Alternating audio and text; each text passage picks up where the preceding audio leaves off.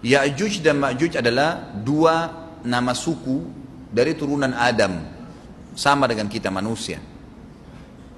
Nabi SAW sebutkan ciri-ciri mereka. Mata mereka sobekannya kecil sehingga mata mereka kelihatan seperti sipit, tapi bola matanya besar. Mereka memiliki rambut yang keriting dan mereka memiliki poster yang umumnya seperti poster manusia.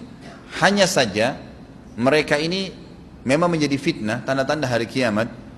Mereka tidak berbaur dengan manusia yang lain. Salah seorang di antara mereka tahu kalau dia akan mati kalau sudah memiliki anak 1000. Tidak ada pengikutnya dari manusia biasa. Pada saat saya pelajari tentang Ya'juj Ma'juj ini tingkat 3 kuliah, kurang lebih waktu itu tahun 96, 97. Dosen saya membuka kitabnya membahas masalahnya, saya sempat tanya sendiri, saya bilang, Syekh, jumlahnya Ya'juj Ma'juj itu berapa banyak? Dia bilang tidak terhitung jumlahnya. Karena ada hadis yang berbunyi mereka akan mendatangi sebuah sungai, kalau tidak salah namanya Sungai Tibria. Sungai itu sekarang ada, besar. Bayangkan sungai ya, airnya banyak mengalir. Kata Nabi SAW, mereka akan mampir dan minum di situ. Mereka semua minum air sungai itu, dan yang terakhir dari mereka datang sudah nggak dapat air. Artinya air sungainya habis diminum. Bayangin berapa banyak jumlahnya tuh. Satu Jakarta aja sekarang kalau minum air sungai Ciliwung nggak habis. Mungkin nggak bakal habis kalau satu Indonesia pun minum. Bayangkan berapa banyak jumlah mereka tuh. Tidak terhitung. Nanti kan kita bacakan ayat-ayatnya tentunya. Banyak sekali ayat berhubungan dengan masalah itu. Tapi yang jelas pada saat itu Nabi SAW mengatakan, Allah berfirman kepada Isa, berkata, wahai Isa, aku akan mengeluarkan hamba-hambaku yang tidak ada seorang pun dari kalian bisa mengalahkannya, termasuk Isa alaihissalam, nggak bisa mengalahkan. Maka selamatkanlah dirimu bersama dengan pengikut-pengikutmu ke Gunung Tur namanya. Gunung Tur ini ada di Palestina. Ya. Ini rata-rata nanti hari kiamat ini di Syam, banyak negeri Syam kita. Gitu kan? Maka Nabi Isa pun alaihissalam menyelamatkan diri dengan pengikutnya ke Gunung Tur yang diikuti sama orang-orang yang beriman. Lalu tentu yang bisa ikut yang terjangkau pada saat itu, karena dunia sangat luas. Maka yang tidak sempat ikut dengan Nabi Isa alaihissalam, mereka dibunuh oleh Ya'juj Ma'juj. Allah subhanahu wa ta'ala memberikan ciri khas mereka, artinya cirinya mereka ini, mereka dihimpit di sebuah gunung. Di surah Al-Kahfi dijelaskan oleh Dzulkarnain. Dzulkarnain khilaf antara ahli sejarah mengatakan dia nabi atau dia orang saleh. Tapi Allahu alam, saya cenderung dengan pendapat yang mengatakan dia adalah seorang nabi. Karena Allah SWT angkat ceritanya dalam Al-Quran. Dan Allah berikan dia banyak mukjizat. Di antaranya mukjizatnya adalah menahan Ya'juj Ma'juj waktu itu ingin membuat kerusakan. Di zamannya dia dulu. Jadi memang Ya'juj Ma'juj ini ciri khasnya, kata Nabi SAW, mereka memakan apa saja. Batu. Kalau hewan-hewan itu kalah jengking sama ular. Binatang-binatang buas, harimau, mereka makan semua. Jadi bukan seperti manusia normalnya. Mereka membunuh semua yang bukan seperti mereka. Mereka buat kerusakan. Sampai-sampai kata Nabi SAW tidak ada yang bisa mengalahkan mereka dan jumlah mereka sangat banyak. Salah seorang di antara mereka tahu dia akan mati kalau sudah punya 1000 anak. Dan tidak menikah dengan umumnya orang. 2 suku ini saja. Kata Nabi SAW dalam hadis Bukhari, kecelakaanlah bagi orang-orang yang ada di Jazirah Arab. Kemungkinan besar makna ini adalah tempat mereka dekat dengan Jazirah Arab. Sebagian ada satu syekh dari Mesir. Sekarang ada bukunya sama saya dan sudah terjemahan bahasa Indonesia, judulnya Ya'juj Ma'juj. Kalau Bapak Ibu mau beli bisa, ada judulnya Ya'juj Ma'juj, tapi saya lupa penerbitnya apa. Itu agak tebal, harganya mungkin sekitar 85.000 atau 100 ribuan lah maksimal. Itu khusus, dan beliau adakan penelitian, saya baca dan memang sangat konkret dan ilmiah. Beliau mendatangkan fakta kalau tempat Ya'juj Ma'juj yang disebutkan dalam Al-Quran itu ada di Cina, tembok Cina. Jadi seperti yang disebutkan dalam Al-Quran, 2 gunung yang disatukan, di antara celah gunung itu ditaruh tembaga-tembaga. Pernah pemerintah Cina mendapatkan ada celah dari tembok Cina itu yang bolong, waktu mereka mau tempel bolongan itu dengan batu-batu tanah yang mereka biasa taruh sekarang, ternyata di dalam itu ada tembaga yang mengeras, dan seperti disebutkan dalam Al-Quran. di mana ya Zulkarnain mempertemukan antara besi-besi yang ditumpuk lalu dipanasi, dibakar sehingga menjadi meleleh, kemudian disirami lagi dengan timah yang meleleh juga dan dibiarkan kering sehingga menjadi tembok besi. Kata Nabi SAW, kecelakaan bagi orang-orang yang Jazirah Arab karena telah terbuka dari lubangnya Ya'juj Ma'juj sebesar ini.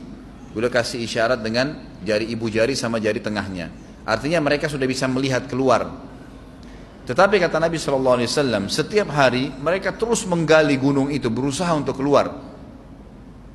Pada saat mereka tiba di malam hari, mereka capek, mereka mengatakan besok kita lanjutin. Mereka bangun besok pagi, gunungnya kembali utuh lagi. Sampai nanti waktu di mana Allah izinkan mereka keluar. Pada saat mereka keluar, maka mereka akan mulai membuat kerusakan. Ada di halaman 82 ya. Al-Anbiya 96 sampai 97 ayatnya.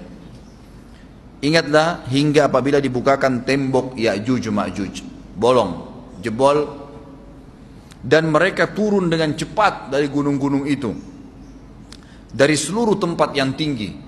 Kita tahu itu jaraknya berapa ratus kilometer, bahkan mungkin ribuan kalau nggak salah ya. Semuanya itu akan dipenuhi Ya'juj Ma'juj, dan telah dekatlah, kalau sudah terjadi itu, kedatangan janji yang benar, maksudnya hari kebangkitan. Maka tiba-tiba terbelalaklah mata orang-orang kafir. Mereka berkata, aduhai celaka kami. Sesungguhnya kami dalam kelalaian tentang ini, bahkan kami adalah orang-orang yang zalim. Kenapa? Karena Ya'juj Ma'juj tidak lihat apakah kafir atau beriman. Mereka tidak butuh, bukan seperti Dajjal ya. Dajjal butuh jadi pengikutnya, oke aman. Ini enggak. Siapa saja ditemuin dibunuh. Dia enggak pandang, enggak mau tanya kamu dari suku mana, kamu agama apa, tidak dipandang. Orang-orang muslim pada saat itu, orang-orang muslim pada saat itu yang ikut dengan Nabi Isa AS berhasil selamat. Walaupun pada saat itu di muka bumi umumnya orang sudah beriman. Yang dimaksud di sini orang-orang kafir adalah adanya orang-orang yang masuk Islam karena terpaksa, karena mereka tidak terlalu faham pada saat itu, lalu mereka menganggap remeh informasi dari Nabi Isa AS. Maka mereka terbelalak matanya karena dibunuh oleh Ya'juj Ma'juj. Kata Nabi SAW di dalam hadis sahih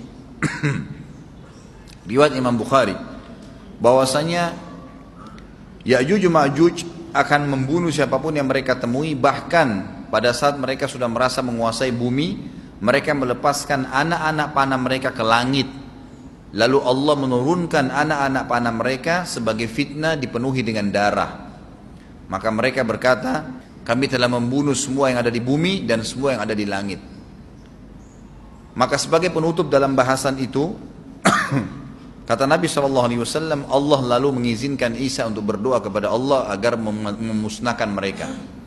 Maka Isa AS pun akhirnya berdoa, meminta kepada Allah Subhanahu Wa Taala agar mereka semua dimusnahkan. Maka pada saat itu pun Allah Subhanahu Wa Taala menurunkan kepada mereka hama.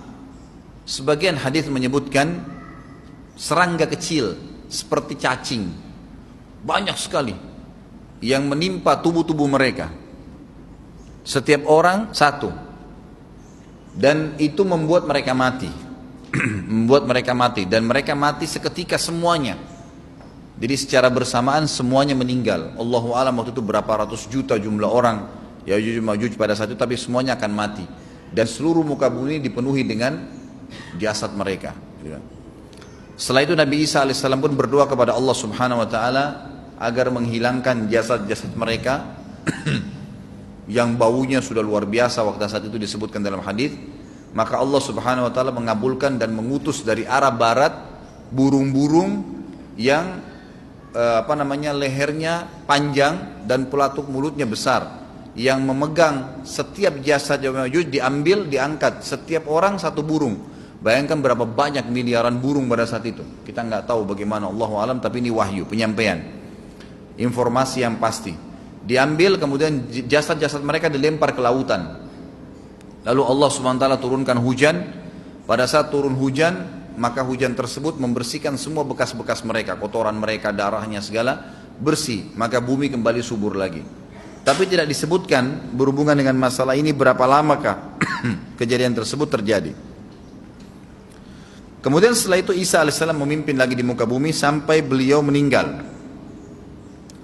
Setelah Isa AS meninggal, kembali lagi sebagian besar manusia berbuat kekufuran. Kembali manusia berbuat kekufuran. Mereka kembali lalai, nggak ada lagi pemimpinnya karena terlalu banyak orang pada saat itu, maka ada yang kufur lagi.